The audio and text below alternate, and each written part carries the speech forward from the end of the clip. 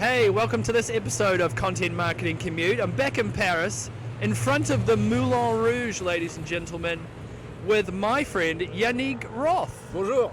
How are you? I'm good, thanks. Oh, you speak English as well. You started off in French. I do speak English, yes, very well. You don't speak like that. You speak with a good accent. Yes, you will see. I will speak with a good accent. Yes. Very good, man. Well, Yannick, we met probably about a year ago, but online. This is actually the first time we've ever met in person. Crazy. You're tall. I'm taller than you expected. You're taller than I expected too. See? And today we're going to talk freelancing because that's the context within which we met. And you run a squad of freelancers called Hirondo. We'll get into that in more detail, but we should start walking. Go. Let's go. C'est parti. Cool. So Yannick, tell us a little bit about yourself, the work you do, your background, etc.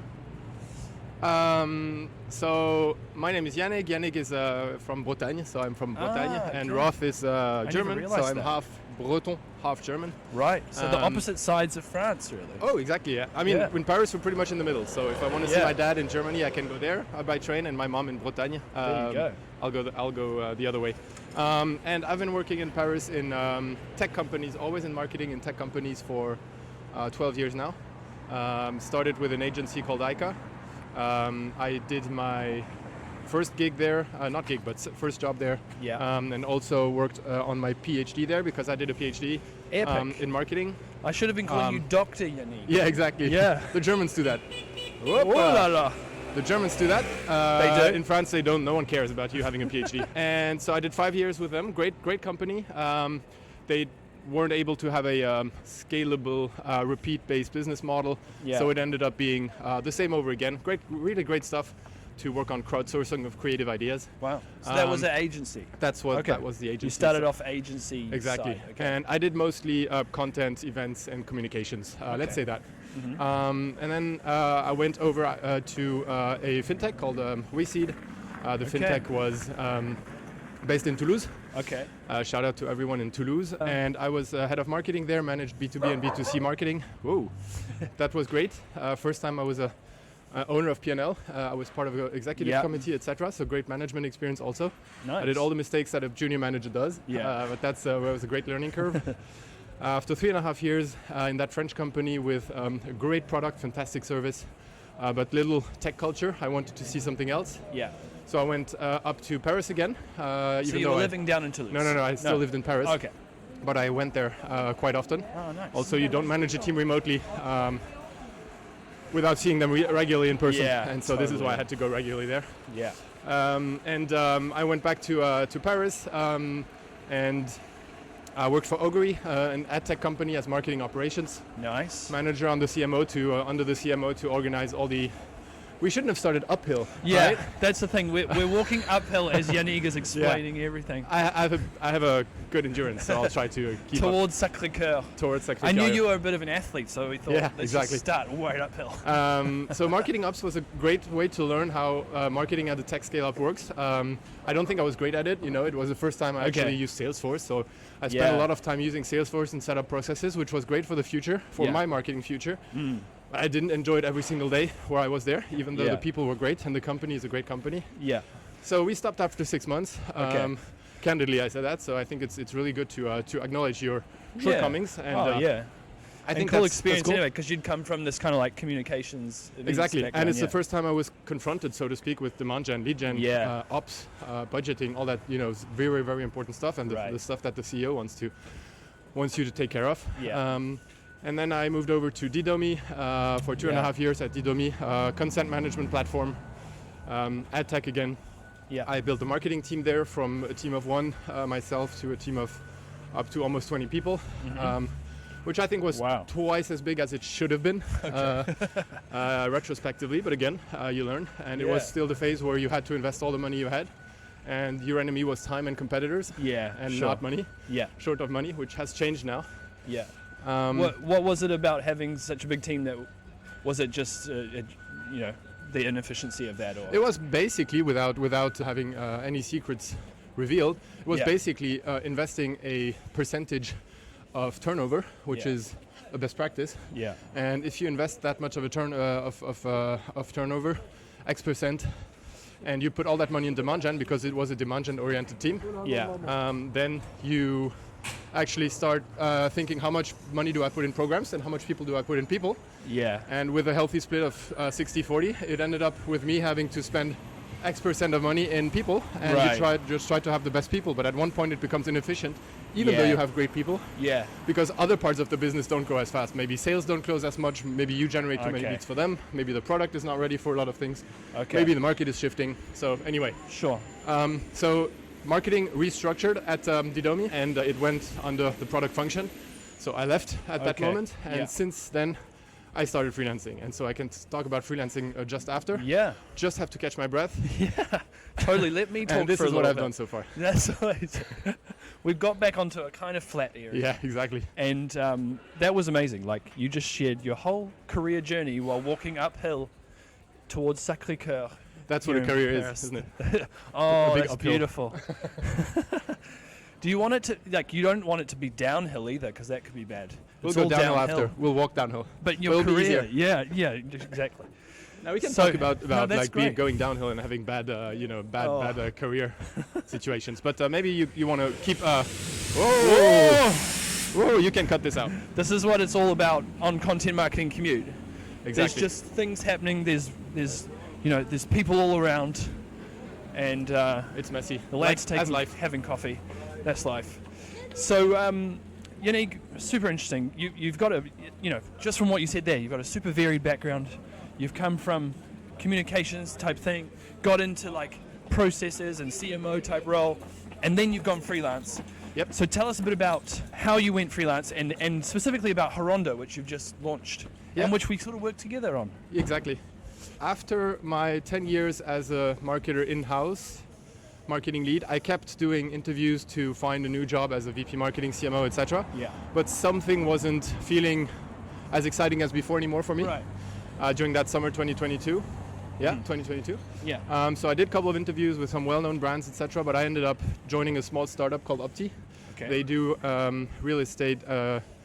It's a prop tech. They basically want to digitize the real estate renovation business. So I built as a first marketer, CRO, to build the revenue function as well as a bit of the product function. So we had into the CRO space then. Yes, this was the idea. We had a deal in which I was eligible to equity, so as a kind of late founder. But it ended up after 6 months being less of a business with traction than I thought. I think the company was on a market that was already fairly crowded, and the product was at that time not where I think it would have needed to be. And so we ended after 6 months with me having actually built the marketing and revenue function as well as a bit of the revenue function. Sorry, product function. Let's go left. Up the hill again. Are you sure? Yeah. And so, but I actually started to freelance for them, because if you are a co-founder, late founder, they tell you, I don't want to have you as an employee. I want to have you as a, whatever you call it, someone who just invoices, for instance. And that's how I started freelancing. And once this kind of ended, we have good relationship with the founders still. One of them, Murad, was actually last week at the Hirondo launch party. And said there was a before Yannick and there was an after Yannick at Opti, which is always nice to hear. Beautiful. Once this kind of equity deal was off the table, I started looking for other clients, one of which was Impact Plus, the one you work with also, and we get to that after. Shout out to Impact Plus team. And the other one was Raiveco, EV charging company. And so I actually, this is the way I started. It kind of happened this way. And how did Hirondo happen? Because it wasn't the initial idea.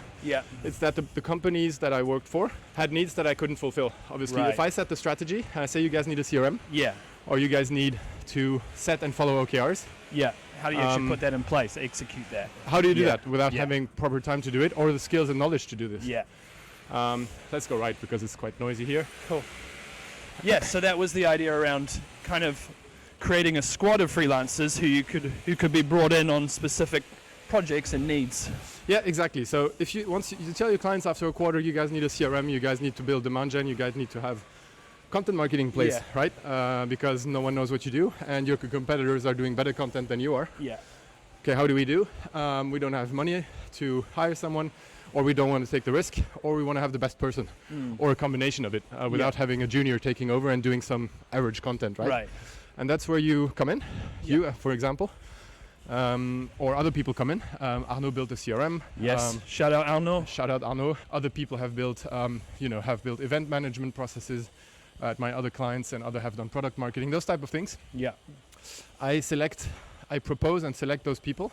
They can be bought, so to speak, by the client, or they can take someone else or an agency. Yeah. But I always wanted to be someone who proposes good people to work with. Yeah. Because you're quicker, faster, more agile, Super and cool. I think better if you have people that you know. Yeah. And this is how Hirondo started. Know started. each other and can work together. Exactly. People that can know each other, they trust each other, and they say, I know Joe, he's good. He's great at this. Yeah. I know his shortcoming in this, but we work well together because of this. Same for me, obviously. Yeah. And that's how we can work together. Yeah. And the client actually values this. Love that. Well, it's been a really cool experience for me as well. We worked together on Impact Plus and loved that. It sounds like you sort of fell into freelancing in a way then. Yeah, kind of, I would say. And to get back to what I said, I didn't have the energy to go back into I'll generate that much pipeline for you type of role. Right. Yeah, sure. I mean, I did have the energy. I just thought intellectually I could do better and more. Yeah. Not saying that it's not good, because it's very difficult to do that, but I just wanted to do different. And so this is why freelancing was also a way for me to keep a creative freedom to create whatever happens and whatever shows up in front of me in life. Cool. While if you are in a head of marketing role, I felt with the experience I had that I would be regularly put in the same positions again, of having to do more with less. And a lot of people currently in the space are actually confronted with this, which is not bad. Yeah. I just felt that I wanted to see something else, and I think I'm a fairly creative and autonomous person, and I felt that freelancing gave me a bit like when I asked myself whether I wanted to stay in academia or not, gave me this sense of exciting uncertainty. Nice.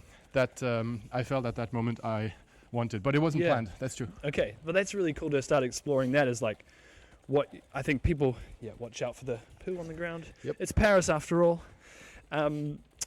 People listening to this, if they're content marketers or marketers more generally, it's a pretty great job to do in terms of having that choice to be in a full-time role or go freelance, and more people seem to be doing that. And just exploring that a bit more is like what you're saying there is you're able to kind of like pick the work you kind of want to do and discover different use cases for your skills, and not be tied to just doing the same thing that you've done before. Yeah. Tell me about how you saw it. Maybe I'm supposed to talk more than you, but I think freelancing has advantages. It also has drawbacks. Yeah. One of them being uncertainty, having to sell yourself. Yeah. Difficult clients. I'm lucky enough not to have them, but still sometimes it can be tricky. Yeah. The value proposition is a bit different than when you are in-house full-time, right? Yeah. On my side, it's really interesting. I think I've been freelancing about 5 months, and what's been the biggest thing for me is being your own salesperson. And that's like a huge shift. Is like, I'm a marketer and I know what I do and stuff, but you've almost got to spend a good chunk of your time being your salesperson as well, right? Like, and always thinking ahead to, I've got work now, but 2-3 months from now I've got to make sure I got this pipeline. And it's really interesting. Like, it's made me kind of feel for people in sales a bit more and understand them. Yeah. Because before, as a marketer in this company, I was like, salespeople. Exactly. Ugh. I never had a good image of sales. Now, I truly like sales. I discovered that. I also always liked salespeople, but I always thought it was a job in which you had to kind of bring something over that you're not 100% an expert of. And now that I do it myself, I see that you can never be an expert 100%. Of what you're, let's go on the street because we have a bit more space. Yeah, cool. Of what you're actually selling today. If totally. I know, I know CMO, I know marketing direction, I know how to bring and think about and operationalize a strategy to get results. Yeah. But you still have people in front of you who may not know it as much as you do, or who don't really know what it's good for. Anyway. So it's true that you always have to work on your pipeline. That you have to sell yourself. You have to put a price on yourself. You do.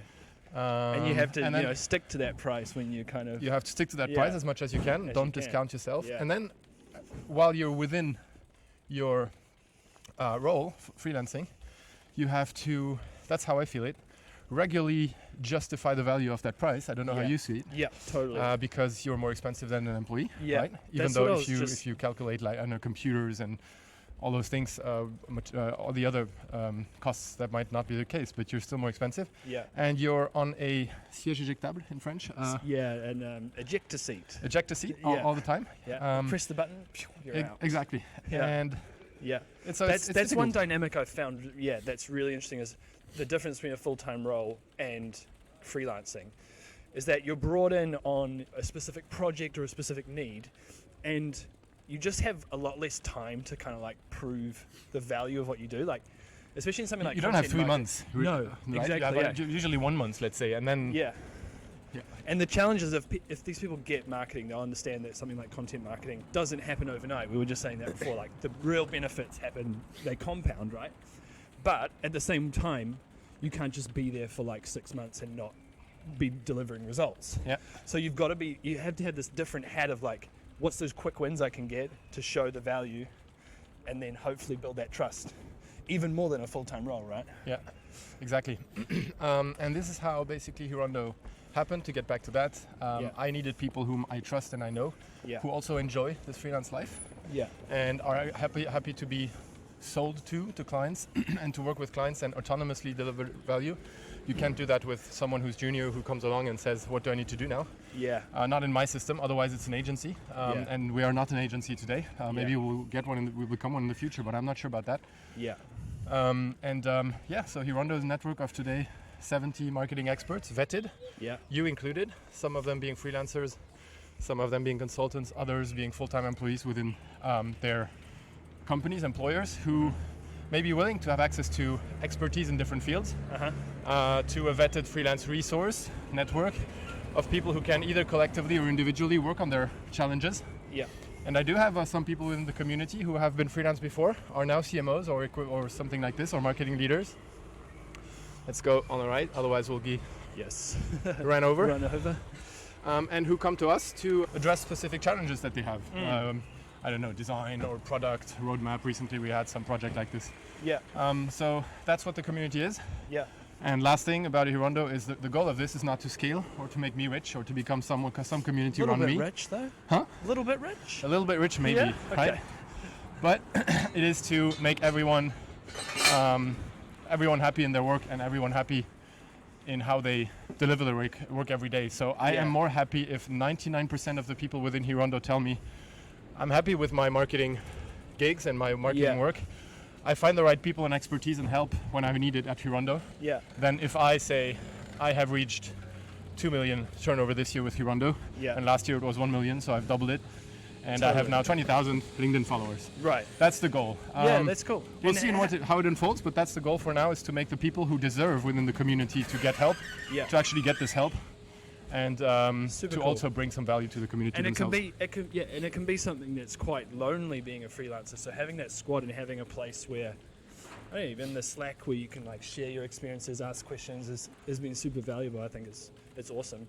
Just touching on what you were saying there before, a lot of people will be thinking, I want to go freelance so I can, have a bit more time off or have flexibility, etc. It's like the big thing, right? Be a digital nomad, live in Bali for a bit, whatever. How's your experience been of that? Because if I'm truthful, I've worked so much harder as a freelancer than I did in a full-time role. Like, I found myself working longer hours and much harder. So it's not necessarily always like that. 100% agree. I wouldn't say that I necessarily work harder today. I already, to be honest, you just work smarter.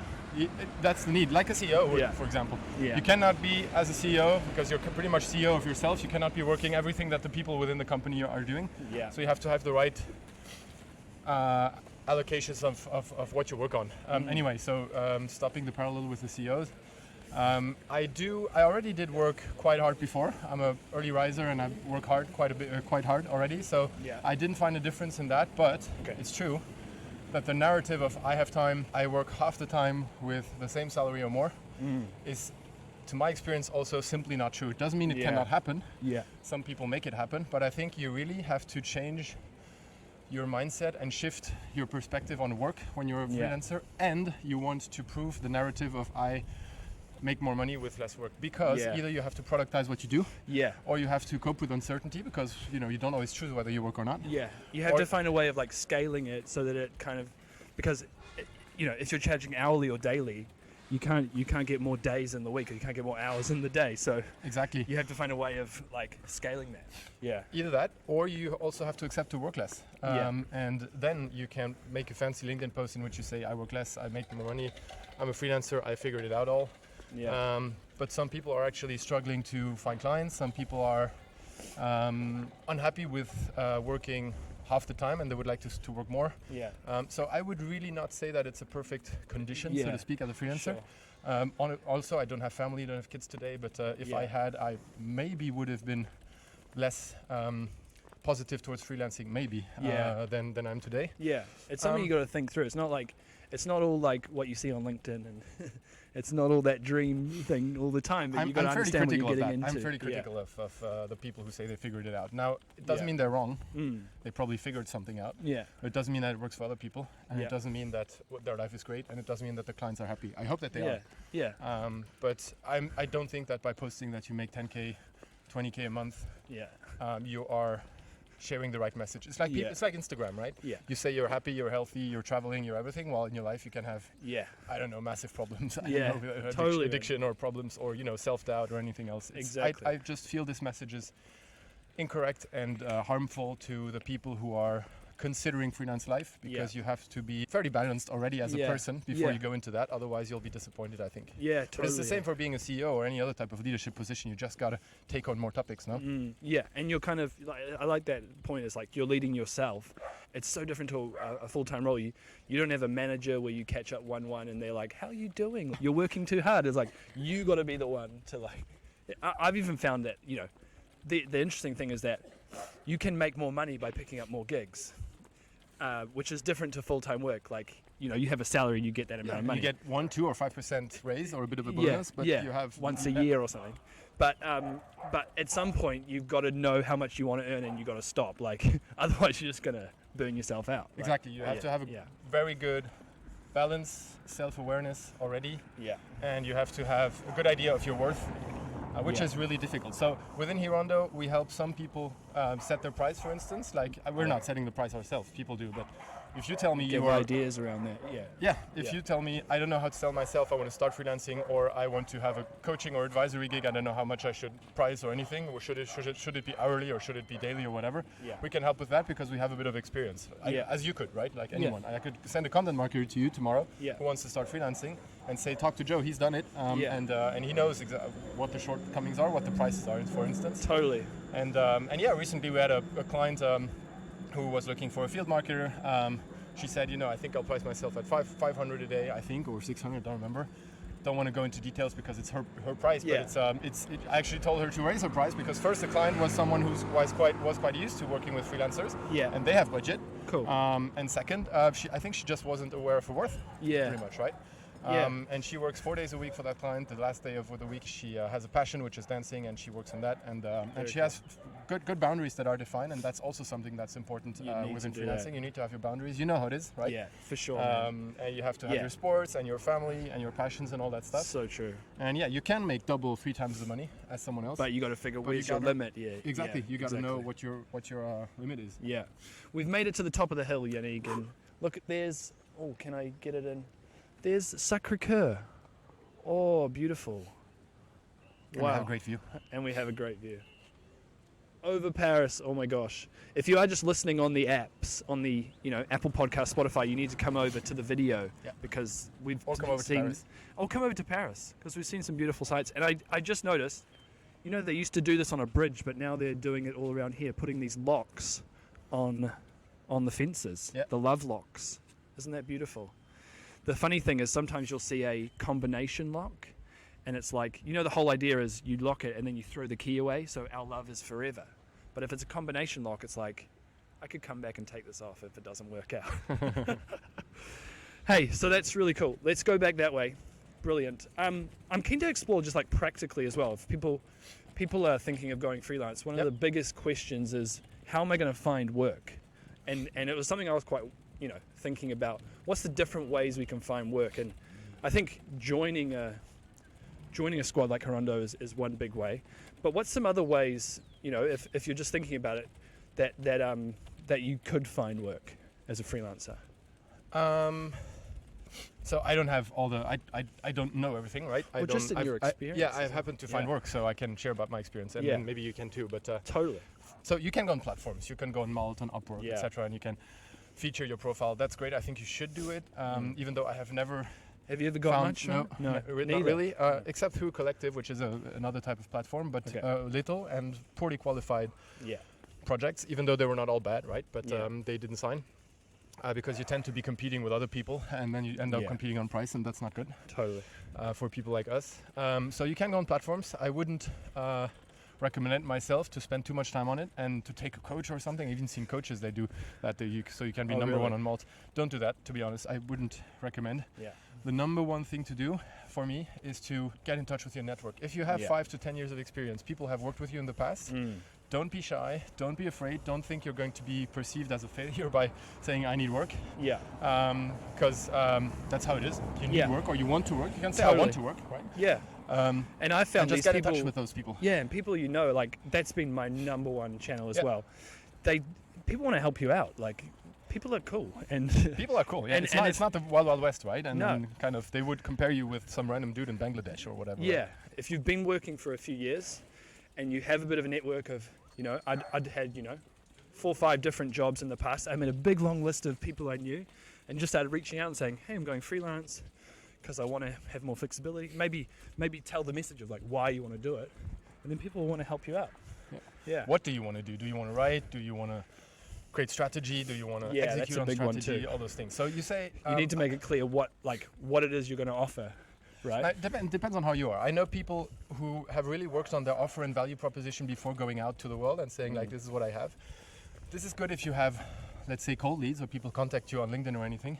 Then you need to be able to say, I can do that for that price. It's going to take that much money for you, but it's also going to deliver that value for you, an audit or whatever. The people you know, they probably know you. Yeah, sure.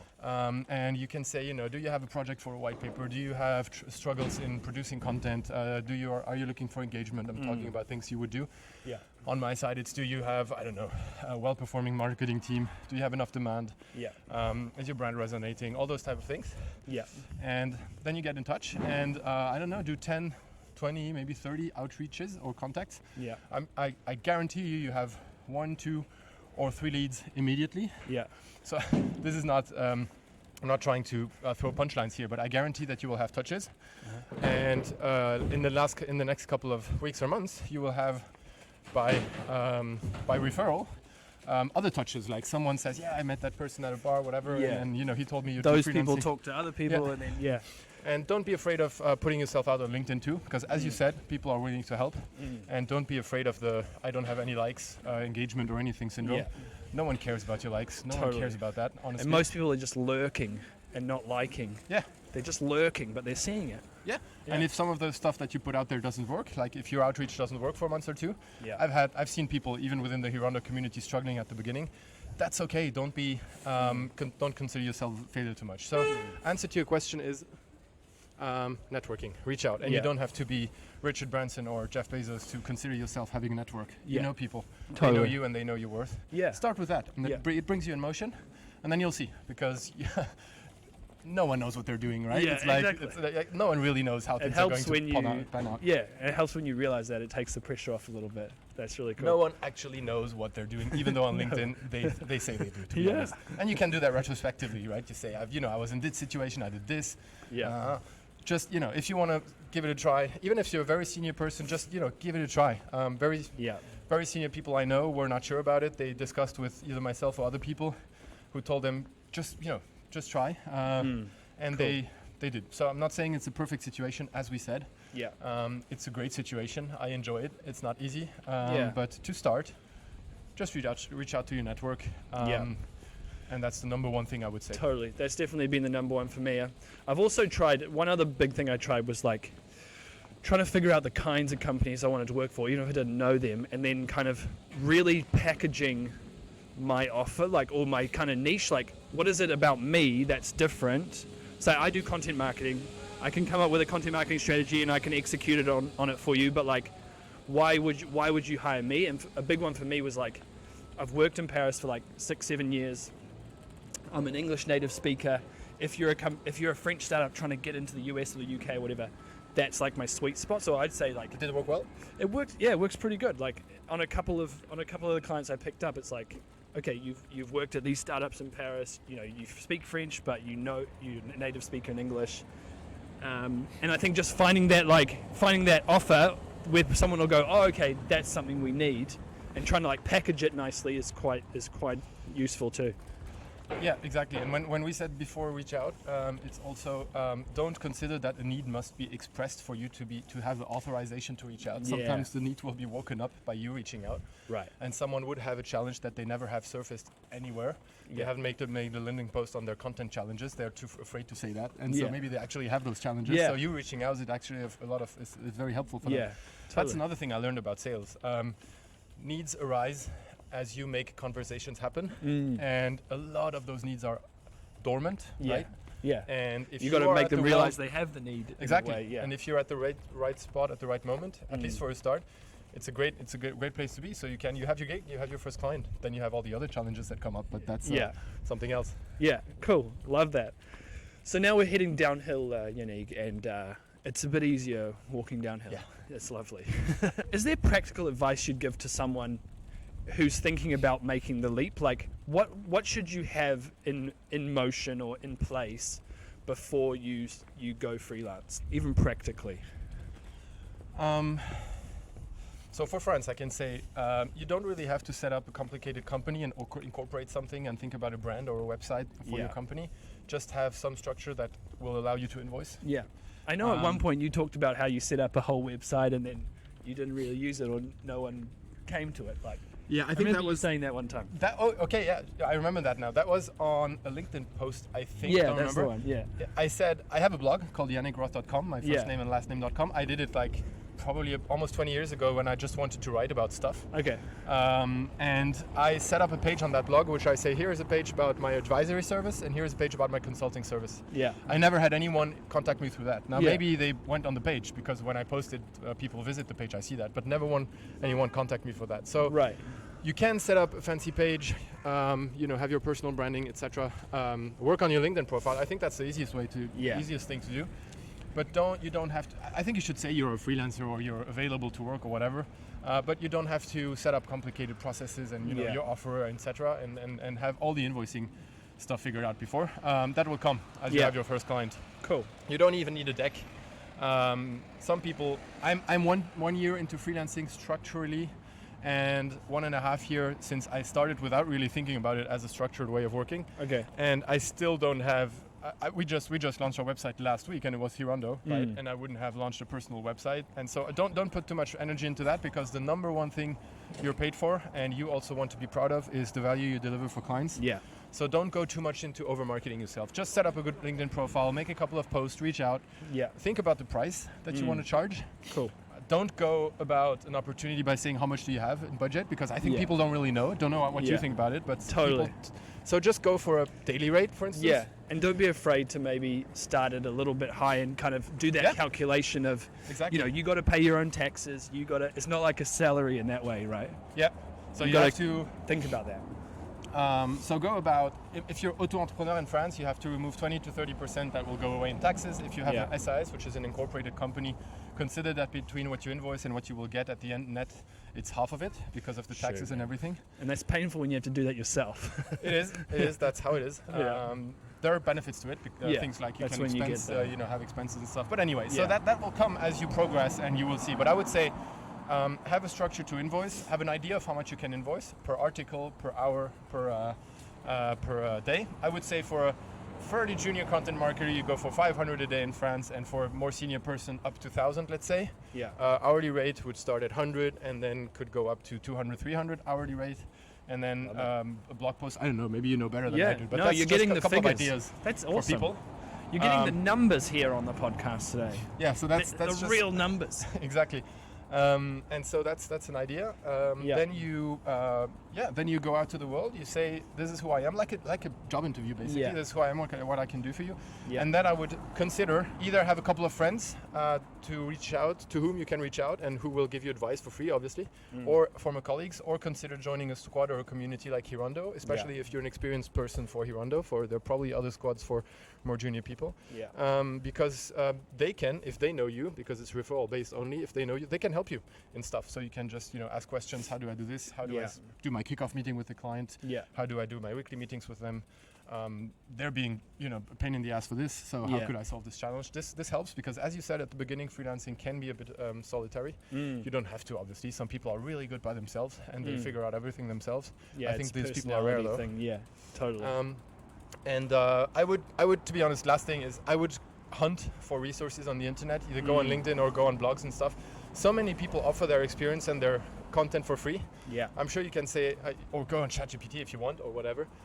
Just try to see, make yourself smart about how to start a freelance gig, how to run it, how to build and run these operations, and then how to invoice and all those things. You should have an idea of how you get into it, because if you come across as someone who doesn't know those things, since you will not have support like if you're an employee, where everything is figured out for you, you will not have that support. Just learn a bit about this so that it is not too much of a source of pressure. Totally. I don't know how you saw it. Yeah, for me, I think it's like I figured stuff out, right? It's not. I don't get scared by stuff, but it takes away energy at one point, right? Right. So you gotta account for that. Totally, and it's got to be between. The most important is that you're delivering a great service, and so you can't spend heaps of time on all this other stuff, like having all that stuff set and knowing what you're thinking about with, your company status, your taxes, etc. It's important to get it set and then focus on delivering the best possible work you can, and then that word of mouth kicks in and trust the word of mouth thing. Really trust it, because it will come along, and you don't control it though. Especially at the start. If you focus on doing a really good job first few projects, that's what I found. It just kicks off. People talk to people. To get back to the LinkedIn bros that say that they figured it out all. They have figured it out by doing a lot of mistakes, and so you can get the impression by them being smarter than you. I'm sure they are not. Maybe they're better than you in some things, but I'm sure they're not. So the number one thing I would advise you to do is your first 1 or 2 clients, over-deliver. Account for a bit more time than what you've actually sold. Don't think about the LinkedIn bros that says, I'm 1,000 a day, and if you're not that, you're getting it wrong. You suck. Exactly. So don't fall for that. Over-deliver. Be mindful of your value though, and the price that you charge, right? So don't constantly over-deliver, but over-deliver in your first projects, because that will give you confidence.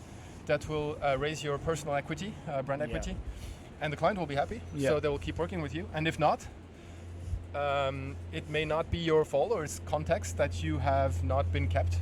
Maybe the project has ended, maybe they hire someone. If they hire someone, they maybe need someone full-time.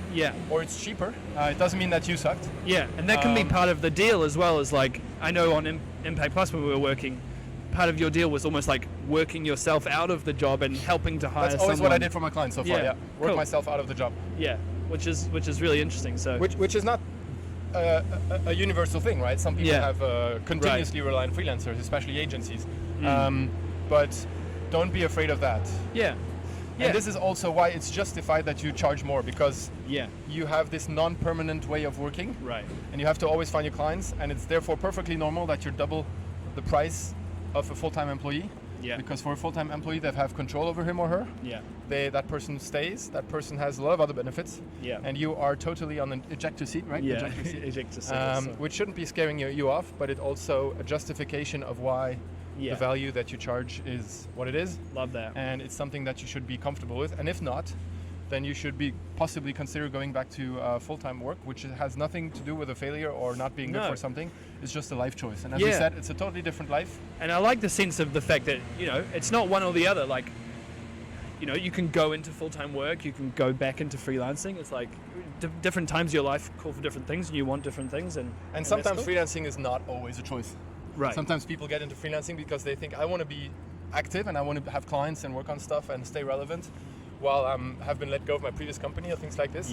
And that's also freaking perfectly fine. That's right? really cool. It's like people just tend to give the impression that they figured it all out. It's wrong.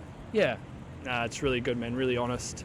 I think to finish, I'm keen to get into one thing that I just thought of is when you're working with the client, I've really noticed your way of working is really cool. Like, you're a big Notion guy, right? Yeah. Yeah, you love Notion. Previously I was an Asana guy, so I just need a tool that gives me a sense of structure. Okay, cool. So I know when we started working together, I was super impressed on Impact Plus. When you pulled me in, you had this Notion page that just had everything really, really clear. And it gave me the context. It was obviously made to give the client the full context of, you know, what's the thing we're going to do, what are the KPIs, how we're going to measure the success, etc. Can you just talk us through that whole thing? Because I think as a freelancer, you've got to be super clear on like what you're going to deliver, right? Yeah. You're talking about the proposal page that we did when we started, right? So first quarter with them, I do my own proposal page. When I look at today, it's not really that good. But, retrospectively, because mine are more structured today. Right, wow. But that was the first one where I only sell myself. And the second proposal page was, I'm not only part-time CMOing for you, you guys also need a content marketer and a CRM person to implement your CRM. And this is how you came in and Arno came in. Yeah. And the importance of scoping again for the second quarter with them is paramount, I think, for me. Is because it gives a sense of clarity of the priorities that we give to the next sequence, next quarter. And it also allows me to onboard smart people like you easier. Yeah. Because they will do the homework and read it and actually be more autonomous. While if I say... Rather than having to sit down for like 2 hours and say, yeah, and then you meet the client and go figure out for yourself what you need to do. It's my role as a kind of part-time CMO leader to kind of give you clarity also. Yeah. And then also maybe to manage you less than a full-time person. And also you were fairly independent from the start with the client, right? I wasn't managing you so much. But that's exactly why I called you on, which is because you were able to do that. For more junior people, you probably have to have more oversight. Yeah. But that's okay. Yeah. And so I consider this to be an important thing to do to get start client work well. Yeah. To reassure the client also. Oh, he knows what he's doing. I had discussions with Malt and other platforms in the past, and all of them told me, why are you scoping projects? Why are you doing proposals? Why do you take the time to do that? Really? And I say, because I have an expectation of clarity towards the company I work for, myself, and for the people that I bring along. And I'm sure clients, on the client side, I'm sure they really appreciate that clarity, right? Because you're coming from the external, you know, you're not necessarily fitting in with their way of working or their tools, and like, you just being ultra clear on what it is you're doing and how you're going to deliver it. You've done the homework, indeed. Yeah. Now, it doesn't solve every problem as you run and as you are in the project, because sometimes priorities change. I recently had that with one client, said, you know, this is the past. We have now other priorities, and that was only 2 months ago. And so sometimes they got to also have a bit of a discipline on that side. But at least when you come and when you sell, it gives a sense of clarity. And I still want...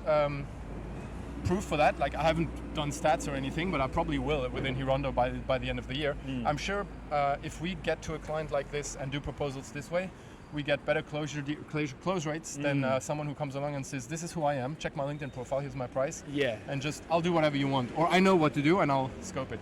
I may be wrong about that hypothesis. As of today, I always take time to do this scoping. Takes a lot of time. I did one yesterday between like 10 and 11 p.m. again for a fintech that I offered to work for. It does take time. It's a bit of a pain in the ass. It doesn't always help to close. No, not every client is looks at it. But I've seen many instances in which the client says, this is a proof of serious organization and work and a sense of direction, and I can pay for that. And I have a trusted partner and trusted person to work with if he's done the homework for free before, rather than I start working as soon as you pay the first invoice, but not before. That's not the way I think I'll be selling. It's not scalable though. So what we're working on today with Hirondo is that we're trying to get the proposals to be done with, with AI to facilitate a first version of those proposals, so that we can spend less time doing proposals and spend more time doing actually sales or working for clients. And I'm sure there is a possibility to do that. We have thought about structuring our Notion processes in a particular way so that it can spit out a first proposal. And without me having to do it 3 to 5 hours working that proposal, which is a lot of time that you should account for as a freelancer. It could spit me out a first relevant version that I just have to amend before sending it out to a client. And by being faster for a client, if that client has an immediate need, I'd be able to increase close rates for myself and then for people like you or anyone else in the Hirondo community by being more reactive and hopefully more relevant. Well, I think it's great, and I'm excited to see those stats on how it's improved close rates, man. I'm looking out for that. Yeah. Very cool. Well, do you have any last thoughts before we close up? It's been such a cool conversation. Thanks. Any final tips for people thinking, I'm thinking about going freelance, but I don't. So I would say, the final thing I would say is, we said it's pretty much of a life choice, but don't make it too much of a thing, right? Yeah. You can have a passage in life Yeah. in which you are selling your time or your services for a particular price, which makes you a freelancer, consultant, whatever. Don't make it too much of a big deal. You can move out of full-time work, be a freelancer for a couple of years, and then move back. It's not a forever thing. It's not a forever thing. Yeah. It doesn't define your identity. It doesn't put you in a box that you will never get out of again. So within Hirondo, we have people who were freelancer, will be employed in the future, and then possibly will make the move back again. Yeah. And Hirondo is supposed to be a community for all of those people, as long as it brings them value. So don't define yourself by your position, your role, the budget you have, the size of the team, or the daily rate that you charge, or what you see on LinkedIn. Figure it out for yourself. Get help from people who have done it previously. Be honest with yourself on whether it's for you or not. I think that's very important. Yeah. And if you do once or twice some freelancing and you like it better, great. If you don't, that's okay. And last thing I would say is you can also freelance on the side of a full-time position. You can do some coaching for some juniors. You can do some advisory roles for equity or for rates, for hourly rates. Yeah. We have people in the community who do that. And that can be an interesting way to test the waters and dip your toe a little bit. Exactly. Yeah. And the last thing possibly is, if you are freelancing, don't be too afraid of getting into what sales is. Because that's what you will do a big part of your time. That's a big sales part before of it. the deal closes and sales after the deal closes to manage customer expectations and satisfaction. That's a big thing. Yeah, huge. And don't underestimate how much work and how much energy has to flow in this, but it's very, very rewarding. And if I at one point get back to being a full-time CMO within a company, or even a CEO, I'm sure I'll be a better one, because I have been in that position of having to sell myself, other people, services, and be on the other side of the equation. Because as marketers, usually we spend money. Yeah. And now I'm on the other side. Yeah. I'm the person who the marketers spend money for. Yeah. So, Very cool, man. Well, that's an awesome way to finish. Yannick, this has been great. Thank you so much for joining us on this episode of Content Marketing Commute. Merci. Bye-bye. Bye-bye.